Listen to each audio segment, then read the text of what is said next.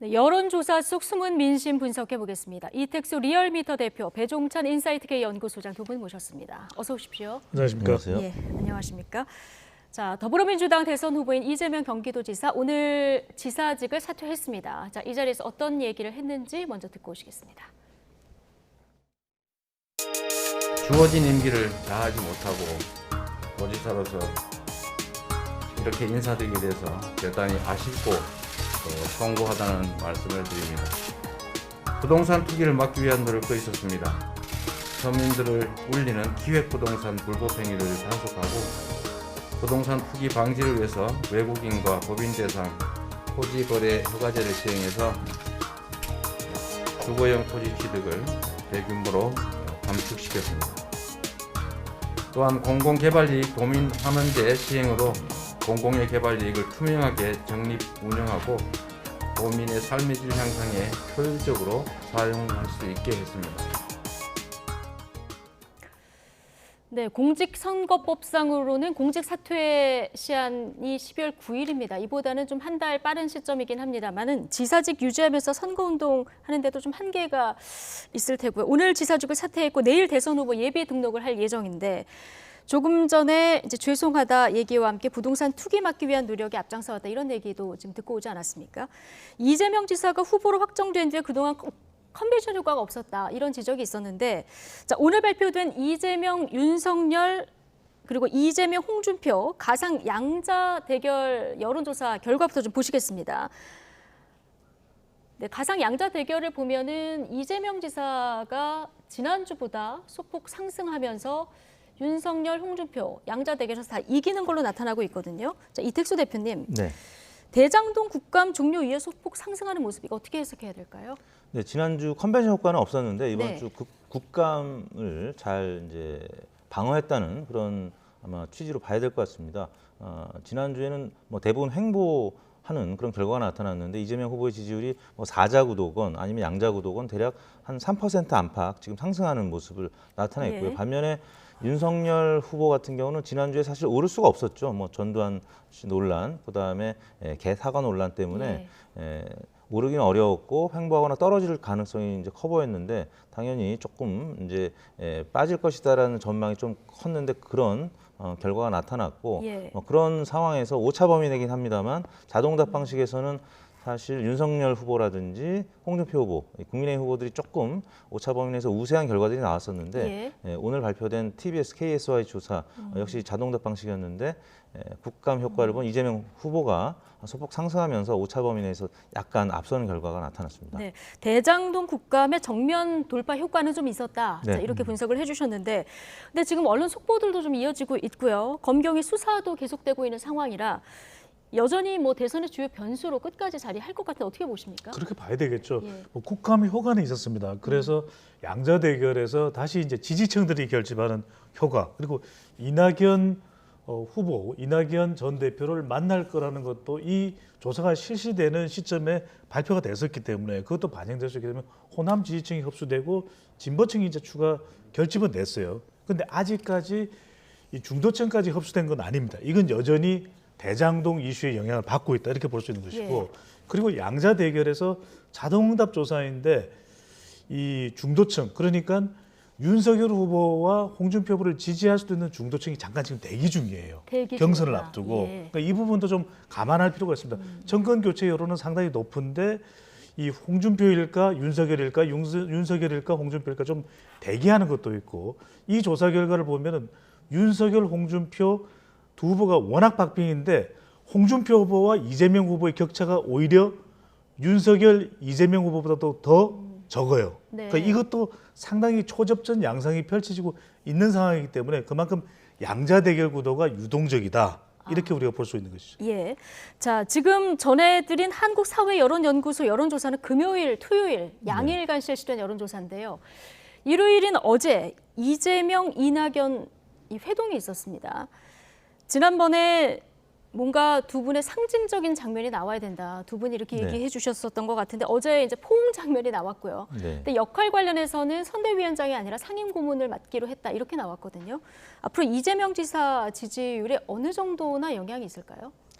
뭐 이른바 컨벤션 효과라고 할 수 있는 이낙연 후보의 지지층, 뭐 기존의 다자구도에서 한 10에서 15% 정도 나왔던 그런 지지층이 어느 정도 이재명 후보한테 가느냐. 지금 아까 3%포인트 안팎 지금 상승했다는 거는 아직 지지층이 이동 중이다. 근데 이제 아직 많이 덜 가지 왔다. 못했다. 네. 예. 근데 이낙연 전 대표가 이 상인공론의 역할을 맡을 수밖에 없었던 이유는 예. 지지층이 아직 앙금이 풀리지 않았고 또 지지난주였나요? 경선 끝난 다음에 경선 무효 가처분 소송을 법원에 신청했는데 아직 그 결론이 안 난 것 같습니다. 제가 예. 들어오기 전에 뉴스를 봤는데 검색을 해봤는데 아직 없었거든요. 그래서 이런 앙금들이 다 풀리기 전까지는 뭐 공동선대위원장이라든지 이 캠프의 회의에 이제 참석할 수 있는 범위에 이 상위직을 맡기가 좀 어려운 그런 단계인 것 같습니다. 그런 예. 차원에서 점차적으로 지지율이 이동할 가능성이 큰 것이지 뭐 갑작스럽게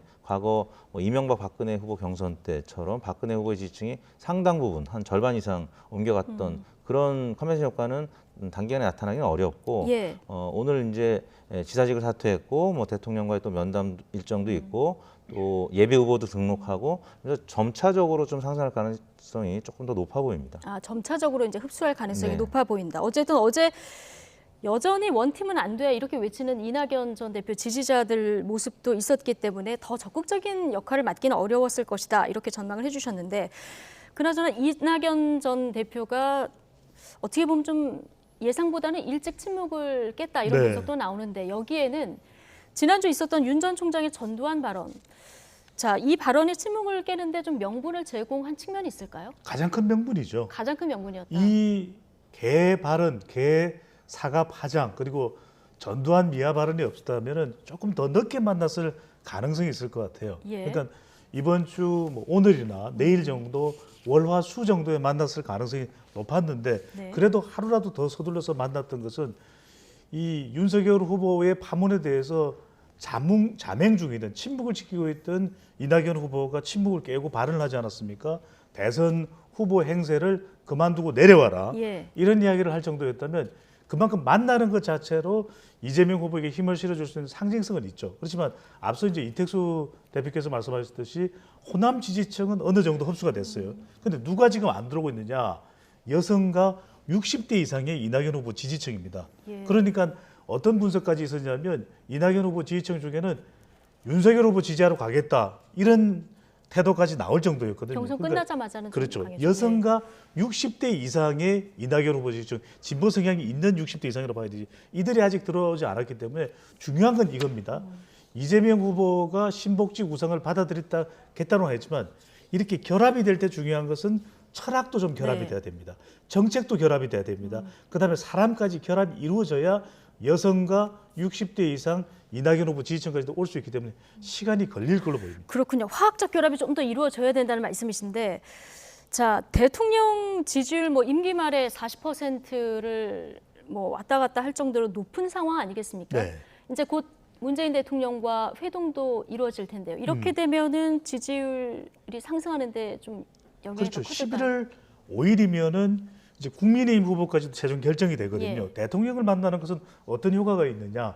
그만큼 대통령 마케팅을 이제 할 수는 있습니다. 최종 후보이기 때문에 여당의 후보로서 현직 대통령의 후광을 입는 이른바 할로 이펙트가 발생할 수 있고 또 하나는 중도층도 대통령과 만나면서 지금 대통령이 내년 예산안에 대한 시정 연설을 이야기하면서 국회에 대해서 상당히 또 포용, 협치적인 태도를 보였거든요. 이렇게 되면 중도층과 결합되는 현상도 효과도 나타낼 수 있고 중요한 건 문 대통령의 핵심 지지층을 견인할 수 있다는 겁니다. 네. 그게 누구냐? 호사화입니다. 호남 40대 화이트 칼라. 호남은 어느 정도 들어왔지만 40대도 어느 정도 들어왔는데 화이트 칼라를 흡수하는 게 중요하거든요. 예. 대통령의 지지 기반인 사무직 화이트 칼라를 흡수할 수 있는 효과가 시간은 걸리겠지만 적어도 11월 첫째 주, 둘째 주 정도에는 효과가 나타날 걸로 전망이 됩니다. 예.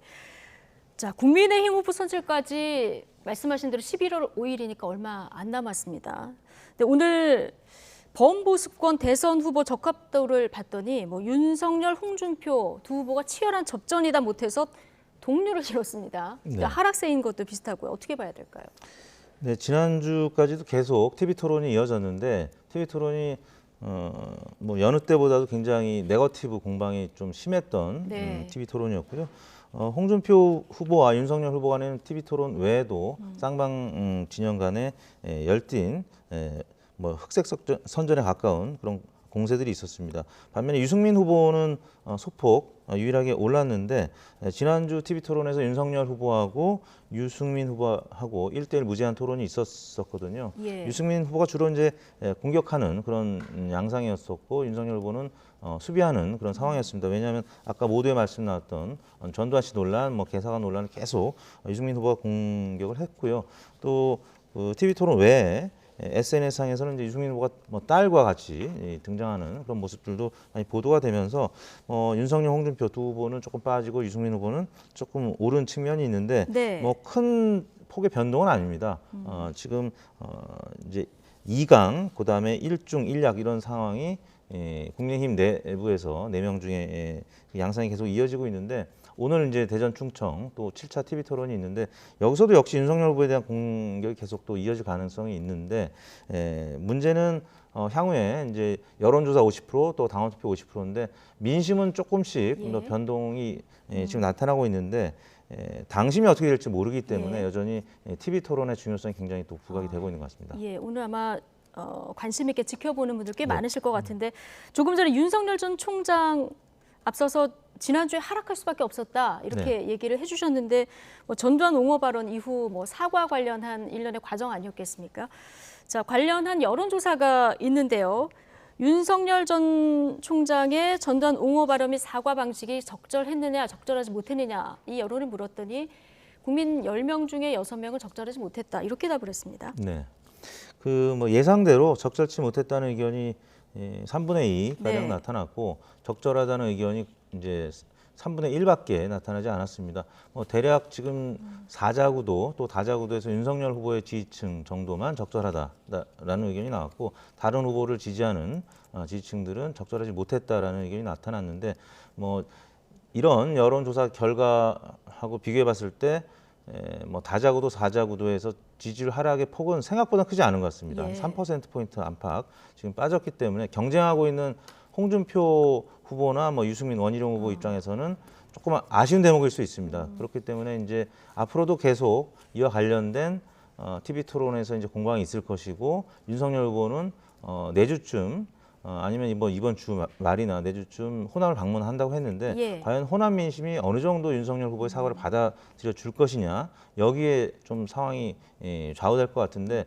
일단 민심은 윤석열 후보한테 뭐 3%포인트라도 회초리를 들고 있는 상황이기 예. 때문에 향후에 만약에 조금 더 빠지게 되면은 민심에서 홍준표 후보가 좀 우위를 점하는 상황. 지금 이제 양측의 동률 상황이기 때문에 민심이 어떻게 어느 쪽으로 움직일지 여부가 굉장히 중요한 시기가 됐거든요. 예. 근데 향후에 윤석열 후보가 추가적으로 빠질지 안 빠질지 이 여부가 굉장히 중요한 상황이 된 것 같습니다. 예, 앞으로의 발언 관리 굉장히 중요해 보이고요. 그리고 손준성 검사에게 사전 구속영장이 청구되다 조금 전 저희가 이제 속보로 전해드렸는데 관련한 내용도 아마 좀 상황에 따라서 영향이 있을 수도 있는 사안이라 좀 지켜봐야 될 것 같고요.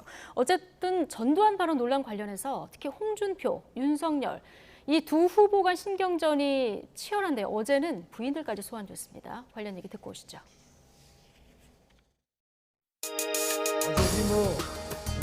저기 어떤 분들은 저 후원 회장도 맞는데 원래 이 선거라는 거는 시쳇말로 패밀리 비즈니스라고 하지 않습니까? 근데 제 처는 다른 후보 가족들처럼 그렇게 적극적이지 않기 때문에 그런 오해할 필요는 없다고 저는 생각하고 있습니다. 지금 후원회장이라는 의미는 돈 가지고 관리하는 그 의미가 아닙니다. 그런 시대가 아닙니다.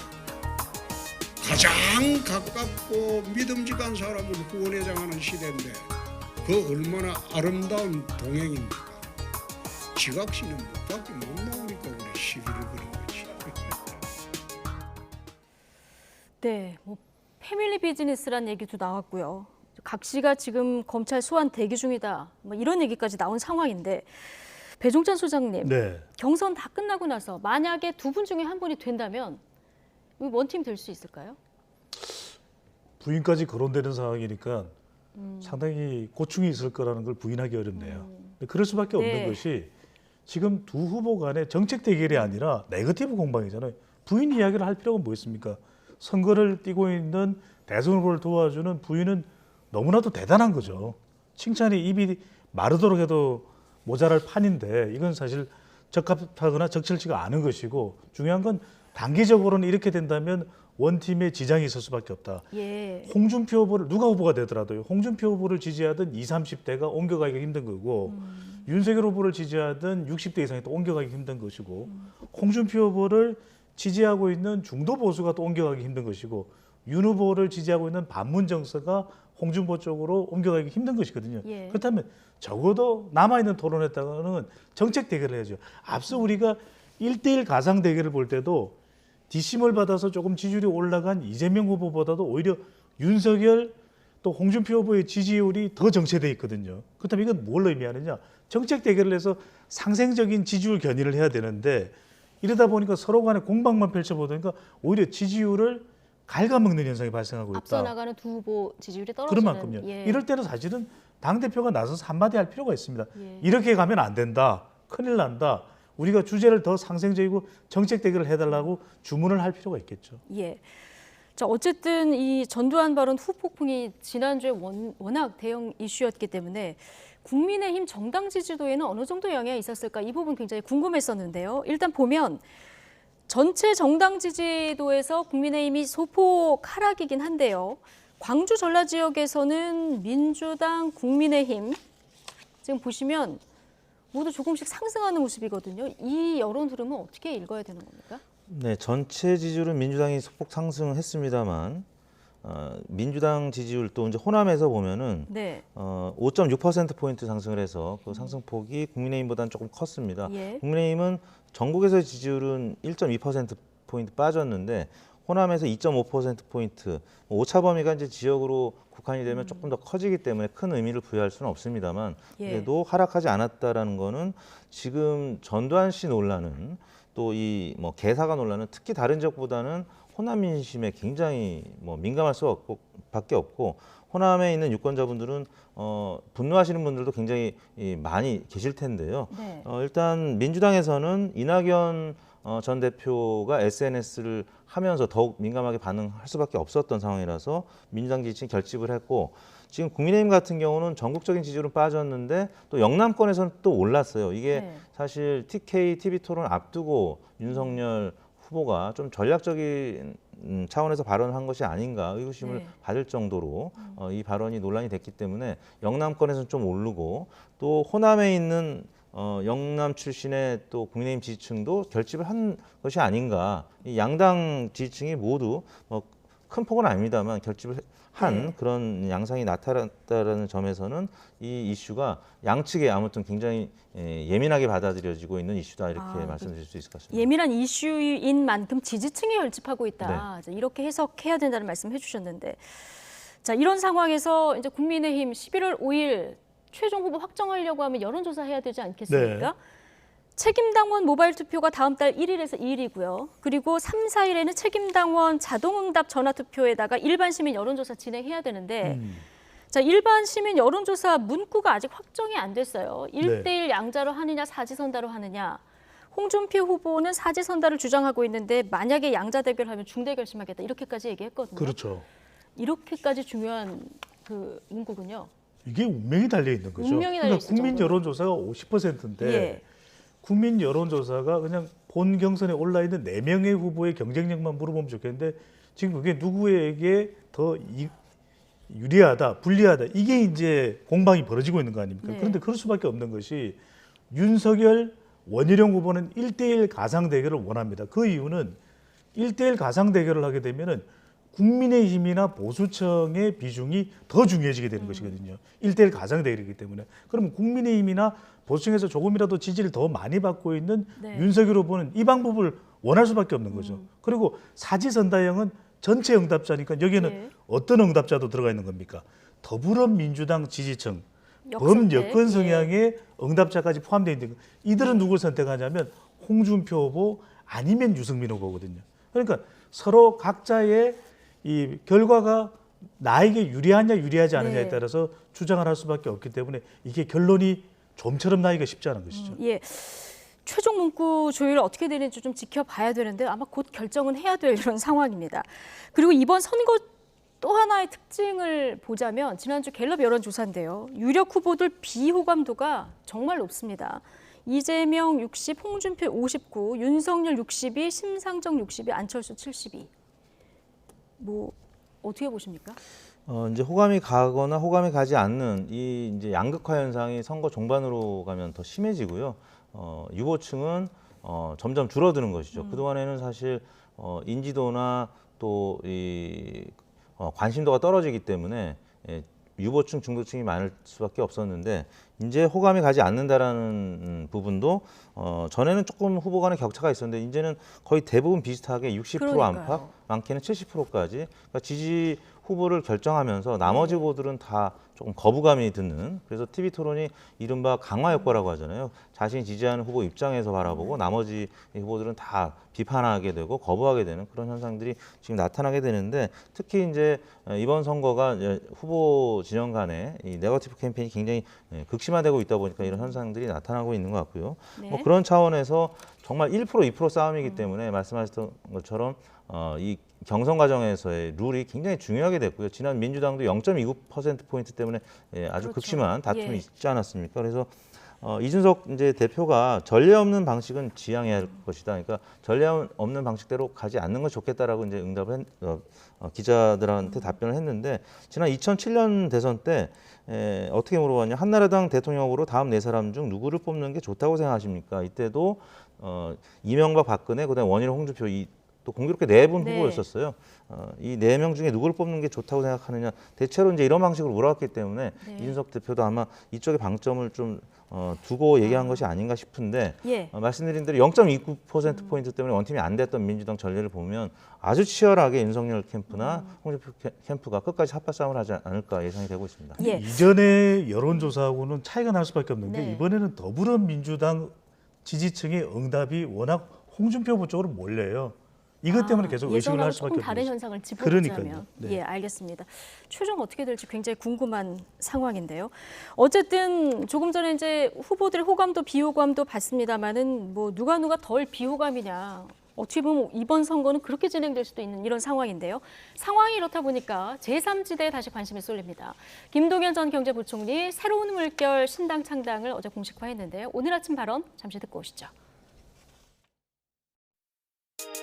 제3에 있는 분들이 뭐 안철수 대표도 계시고요. 또 심상정 대표도 계시고 또 그동안 정의당이나 심 대표께서 좋은 대안을 낸 것도 저희가 많이 참고할 것들이 많았고요. 어떤 면에서는 그분들도 기득권이 이미 화가 돼 있는지도 모르겠어요. 일부는. 그렇기 때문에 이런 걸 가지고 서로 뭐 허심탄회한 대화를 나누는 것은 좋다고 생각을 하고 앞으로 만약에 서로 간에 그런 생각에 대해서 확인을 해보고 대화를 나눌 기회가 있다면 마다하지 않겠고 뭐 제가 먼저 만나자고 얘기할 수도 있겠고 지금 뭐 들어보셨다시피 안철수 대표, 심상정 의원 모두 만날 수 있다. 연대 의지를 좀 남기는 이런 발언을 들어볼 수 있는데 이번 대선에서 네. 제3지대 확장성 어느 정도나 될 거라고 보십니까? 제한적이죠. 크진 않아요. 제한적이다. 그런데 작은 예. 거인입니다. 왜 작은 거인이냐? 김동연, 안철수가 묶였을 때 조금 더 확장되겠죠. 또 김동연, 심상정이 묶였을 때 조금 더 확장되는데 더 중요한 건 김동연, 심상정, 이재명 후보가 두 사람의 지지층까지도 가져올 수 있느냐? 아니면 국민의힘 최종 후보가 안철수 국민의당 대표와 또 김동연 후보의 지지층까지 가져올 수 있냐? 그러니까 작은 거인이라는 이야기는 자기 스스로는 당선 가능성도 높지 않아요. 근데 김동연 후보든 정의당 심상정 후보든 이 국민의당의 안철수 대표님 이들의 지지층들이 어떻게 반응하느냐. 왜냐하면 선거에서는 사표 방지 심리 때문에 결국 예. 이기는 쪽으로 갈 수밖에 없거든요. 그러니까 결과적으로는 이재명 후보가 그리고 또 국민의힘 최종 후보가 이 군소 후보, 제3 후보의 지지층을 얼마만큼이나 끌어올 수 있냐가 중요하기 때문에 이들이 작지만 그 영향력이 크다. 작은 거인으로 봐야 되겠죠. 아, 전체 판에서는 중요하지만 제3지대 후보가 홀로 부각하기는 좀 어려운 상황이다. 이렇게 분석을. 추가로 첨언을 드리면 해주셨는데, 2010년 예. 지방선거 때 경기도지사 선거 때 김문수 유시민 대결로 해서 김문수 후보가 당선이 됐는데 네. 당시에 정말 박빙 승부였거든요. 예. 근데 심상정 후보가 투표 용지가 인쇄된 다음에 이제 사임을 했는데 그때 무효표, 기권표를 합치면 사실 이 1, 2위 간 격차를 역전할 수도 있는, 그래서 유시민 후보가 당선될 수도 있는. 예. 그러니까 심상정 후보가 이제 최종적으로 여론조사에서 한 3%, 5% 정도 나왔거든요. 근데 지금 뭐 김동연, 안철수, 심상정 이런 후보들이 대략 3%포인트, 5%포인트 나오는데 이재명 혹은 국민의힘 후보 간에 이 접전이 예상이 되고 이번 선거도 한 3%, 5%포인트로 갈릴 가능성이 있기 때문에 예. 그래서 이제 작은 거인이라는 표현이 설득력을 얻게 될 수밖에 없는 것 같습니다. 예, 알겠습니다. 자, 마지막으로 와이튼 현안 조사 잠깐 살펴볼 텐데요. 내년 대선까지 135일 남았는데 이제 국민들이 정책적으로 가장 관심 있는 분야가 이제 부동산 분야 아닐까 싶습니다. 자, 얼마 전에 홍남기 부총리가 이제 양도세 과세 기준 조정 가능성도 언급을 해서 이제 현안 여론조사가 있었는데 양도세 개편을 어느 방향으로 해야 되느냐 물었는데요. 완화해야 한다고 50.6. 현재 수준을 유지해야 된다가 14.2, 강화해야 한다가 23.6%입니다. 어떻게 해석해야 될까요? 네, 일단 50% 이상 완화 의견이 이제 높게 나타났기 때문에 정부 당국에서도 이제 무시할 수 없는 그런 상황이 됐고요. 작년 7월에 홍남기 부총리가 아무튼 이 부분과 관련해서 양도세 부담을 올리면서 오히려 시장에서 역효과가 났기 때문에 예. 지금 이제 세부적으로 보면 민주당 지지층 혹은 민주당 지지 강도가 높은 40대, 그다음에 또 진보층 여기서만 좀 팽팽한 것으로 나오고 있고 네. 나머지 뭐 보수층 또 국민의힘 지지층 또 다른 40대 제외 연령층에서는 양도세 완화 의견이 매우 높게 나타나고 있기 때문에 정부에서도 이런 여론을 무시할 수 없는 상황이 네. 될 것 같습니다. 양도세 강화 취지하고 다르게 좀 규제 역설이 나타나고 있기 때문에 네. 이런 여론으로 좀 흡수되는 것 같다. 자, 여기 이런 여론조사 분석까지 들어봤습니다. 자, 이택수 리얼미터 대표 그리고 배종찬 인사이트K 연구소장 오늘 두 분과 함께했습니다. 고맙습니다. 네, 감사합니다.